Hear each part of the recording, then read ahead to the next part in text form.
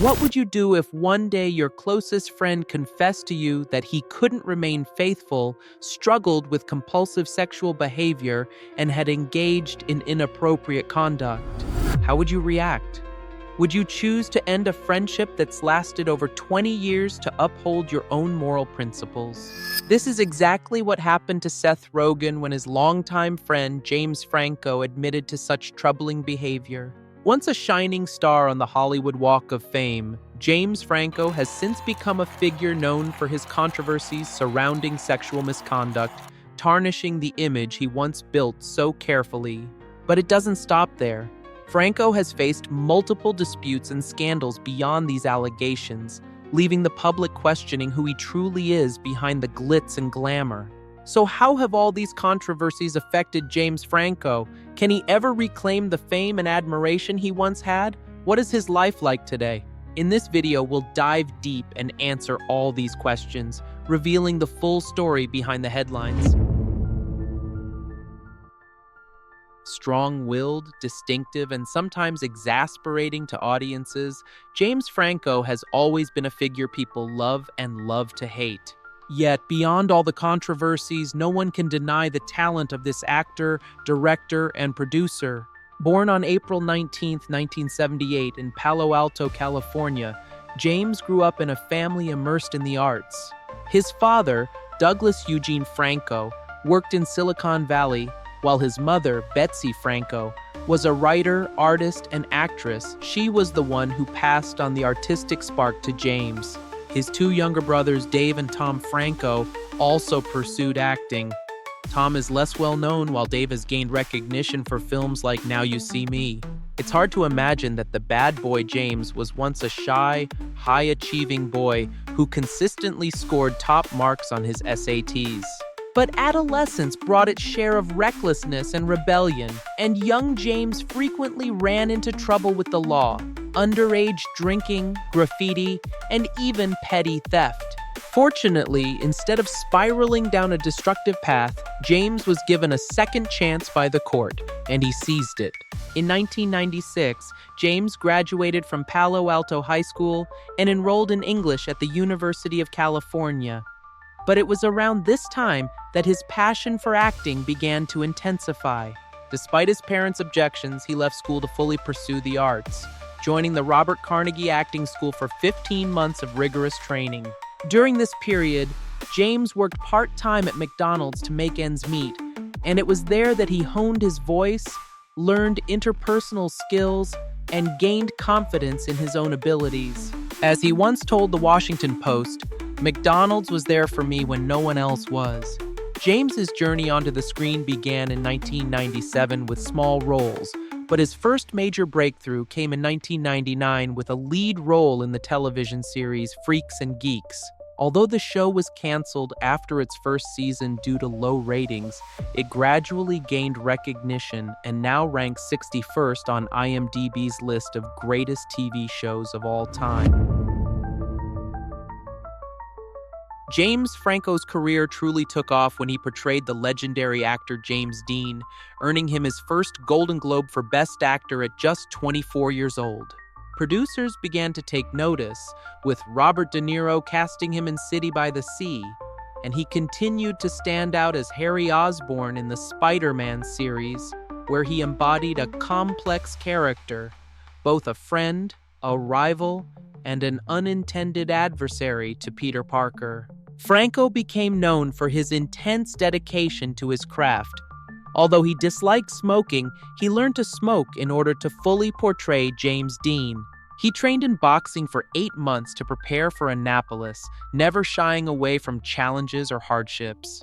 For every role, he poured both his heart and his body into the performance, from indie films to Hollywood productions, and from leading roles to supporting characters. In 2008, he won Best Supporting Actor at the Independent Spirit Awards for Milk. In 2010, he received an Academy Award nomination for Best Actor for 127 Hours, and in 2018, he earned his second Golden Globe for his portrayal of Tommy in The Disaster Artist.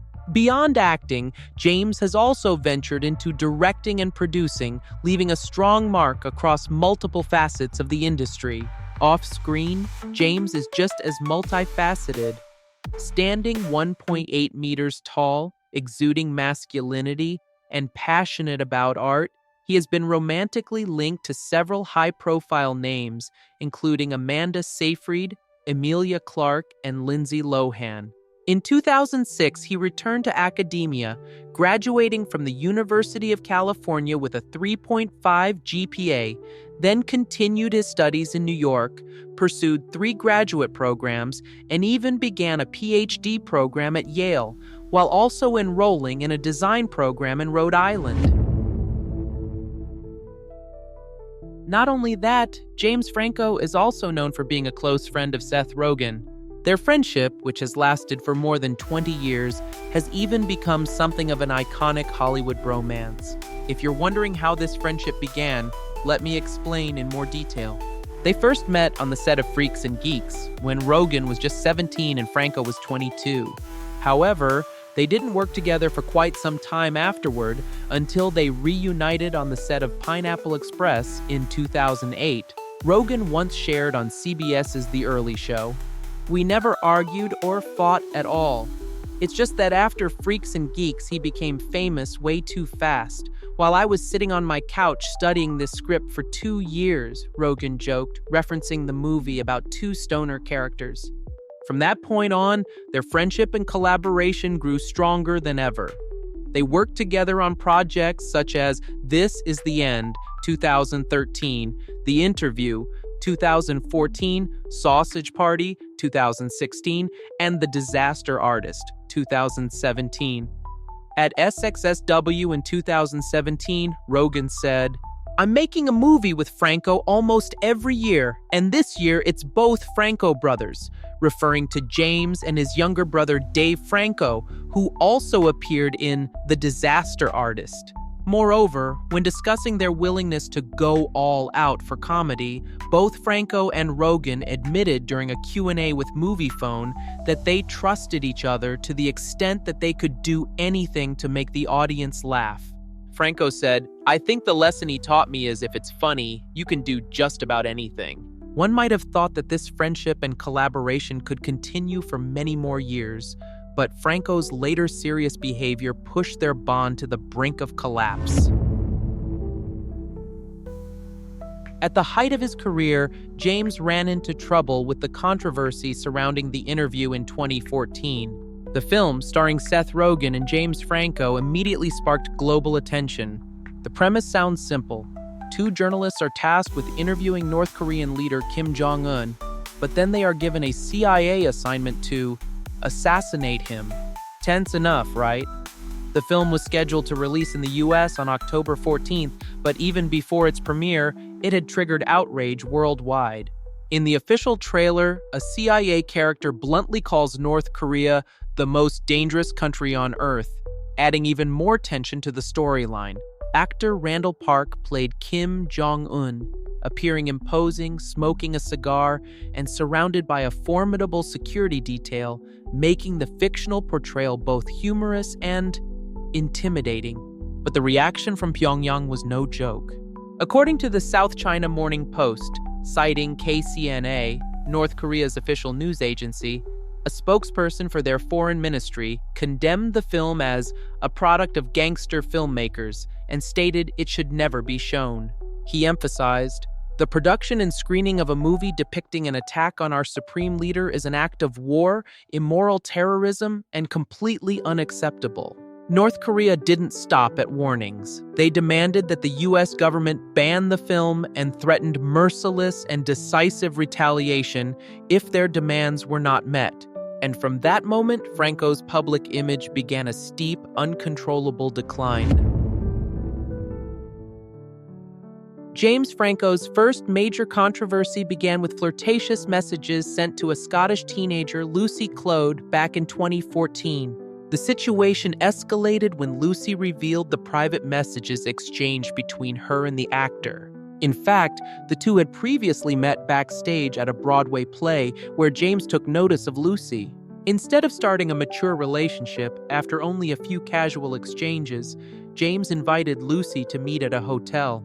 Feeling cautious and unsure, the young girl asked him to send a photo first, which he did, posting 2 images of his face. Ultimately, Lucy declined to meet and said she would return to New York when she turned 18. At first, Franco only alluded to the scandal with a light Instagram post.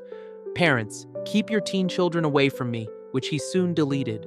However, the very next day on April 4th, he appeared on the talk show Live with Kelly and Michael and openly acknowledged the situation.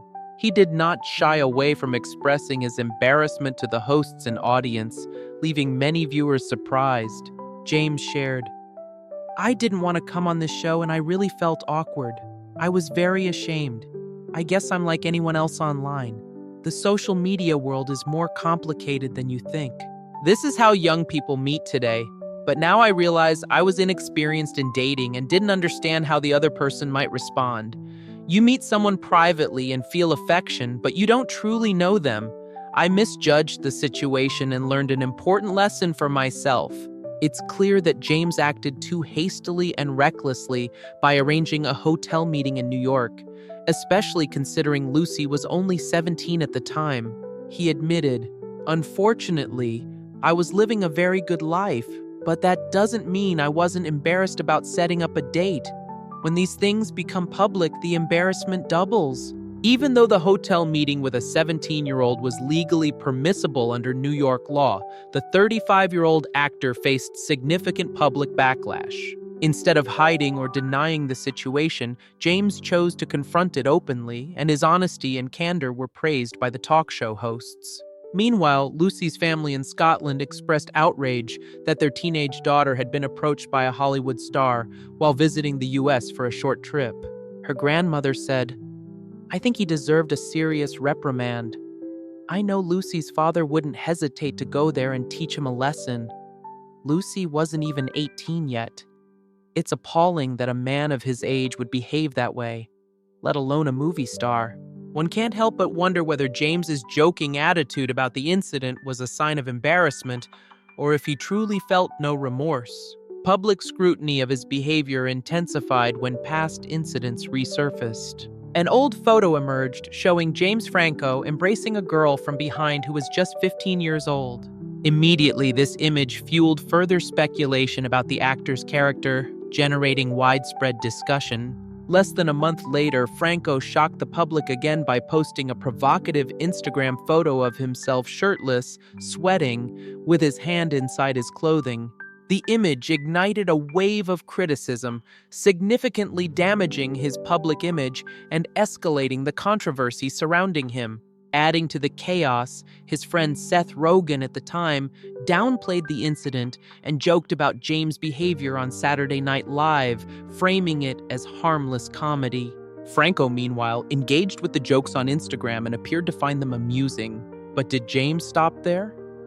While some thought the incident might fade as a minor scandal, it instead sparked a series of further questionable actions. This pattern suggested that he had not fully recognized the gravity of his behavior, and perhaps on some level, he was even encouraged to repeat it.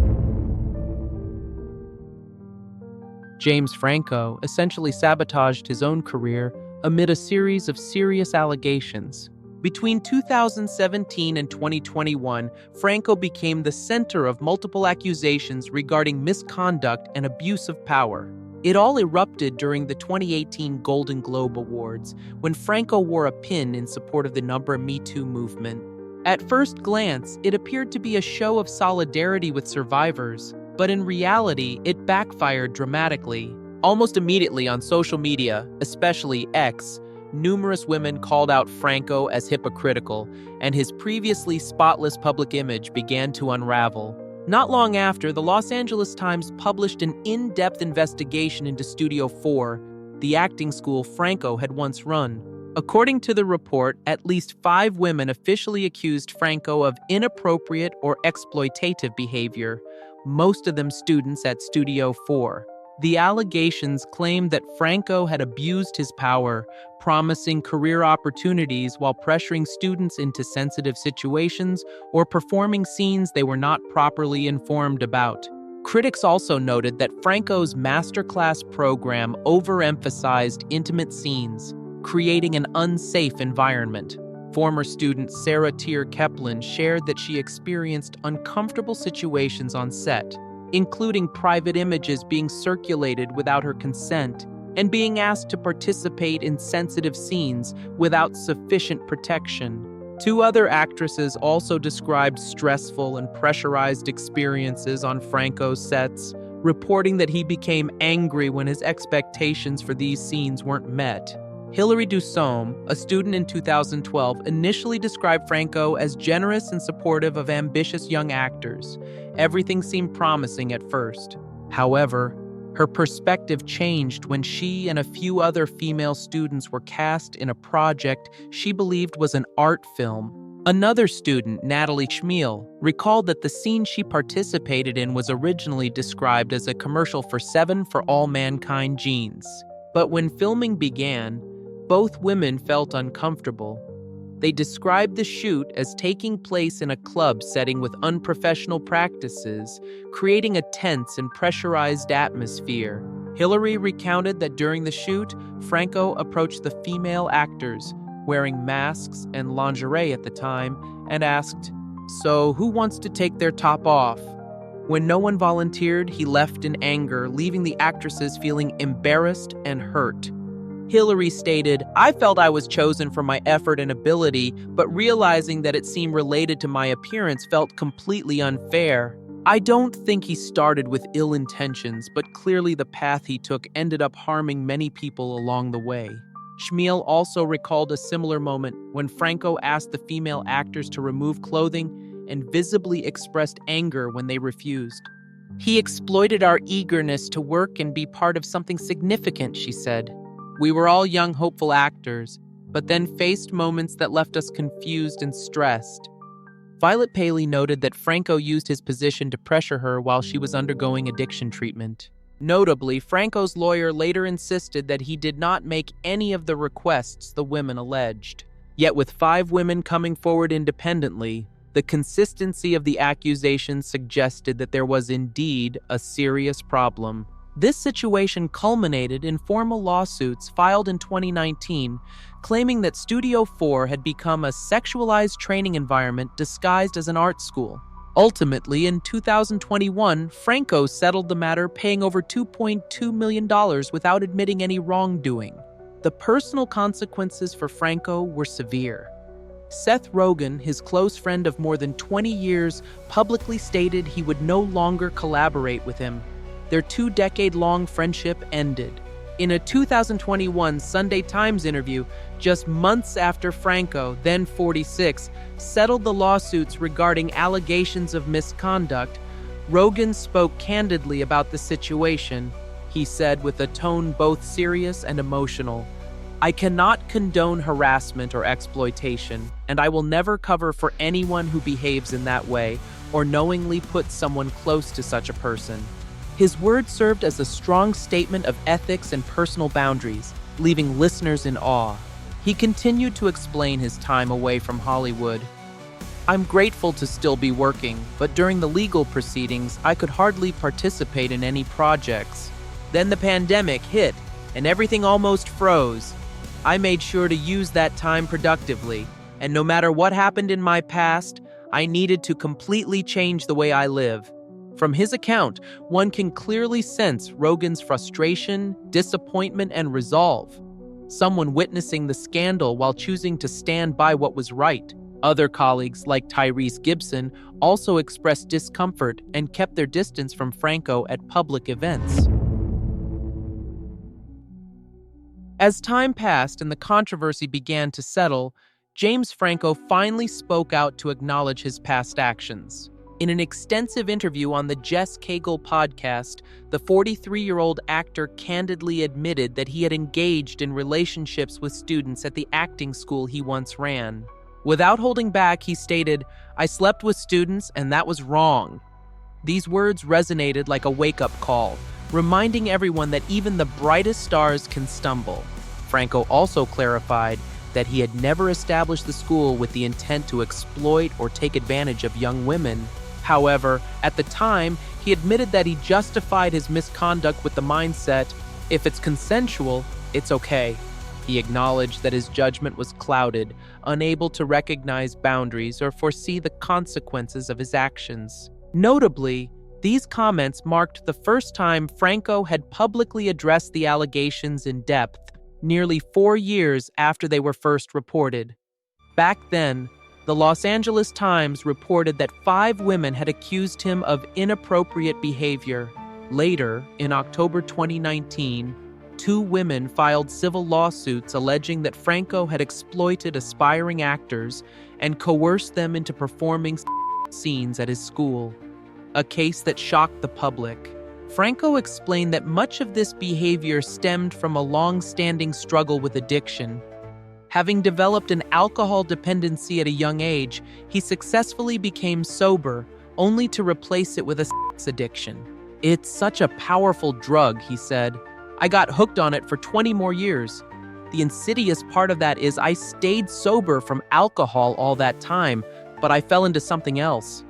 His admission is chilling, revealing the complexity and danger of hidden compulsions that can drive behavior in unexpected ways. In contrast, Franco had once appeared on the stage of the 2011 Oscars and was nominated in 2012 for his role in 127 Hours, a public image completely at odds with the private struggles he was now confessing.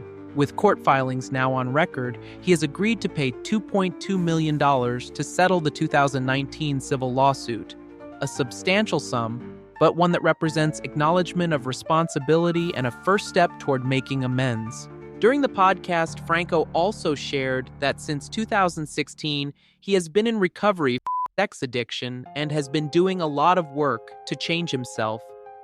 "I didn't want to hurt anyone," he emphasized. This marks the first time in 4 years since the series of allegations that Franco has spoken publicly, stepping out from his long hiatus from the spotlight. While it shows he still has ambitions to return to acting, his public favorability has undeniably suffered as a result of these revelations. Furthermore, in addition to the harassment allegations, James Franco has faced rumors of dating Amber Heard, the ex-wife of Johnny Depp, during a period when she was still legally married. A secret encounter between the two in an elevator was recorded, which reportedly took place just 1 day before Amber Heard's divorce from Johnny Depp. The security camera footage shows the pair embracing and displaying affection. Although Amber has defended their interaction by saying they were just friends, most people remain skeptical of her explanation.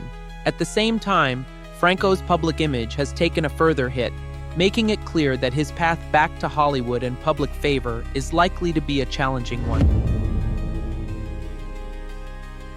The story of James Franco serves as a stark reminder that fame and power do not make anyone immune to mistakes. Even top-tier stars can make serious misjudgments when they ignore ethical boundaries or misuse their influence. It also illustrates how a lack of maturity and poor judgment can deeply hurt those around you, especially when power and status are misapplied. Moreover, it highlights that destructive habits, even when justified as consensual or enabled by privilege, carry severe consequences, and acknowledging one's mistakes is the first step toward redemption. Ultimately, it underscores that self-awareness, accountability, and genuine effort to change are the only ways to truly start over, regardless of how serious past errors may have been. The clear message for all of us: use power responsibly, be honest with yourself, and respect others, because every action leaves its mark. If you found this video helpful and interesting, please subscribe, and turn on notifications.